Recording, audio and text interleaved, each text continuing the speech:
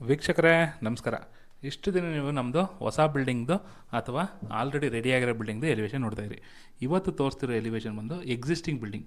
Already ಇದು ground ಮತ್ತು first floor ಮನೆ ಇದ್ದು ಅದ್ರ ಮೇಲ್ಗಡೆ ಡೂಪ್ಲೆಕ್ಸ್ ಮಾಡೋಕ್ಕೆ ಹೊರಟಿದ್ರು ಕಸ್ಟಮರು. ಸೊ ಅದಕ್ಕೆ ಮ್ಯಾಚ್ ಆಗುವಂಥ ಎಲಿವೇಷನ್ನ ಪ್ರೊವೈಡ್ ಮಾಡಿದ್ವಿ.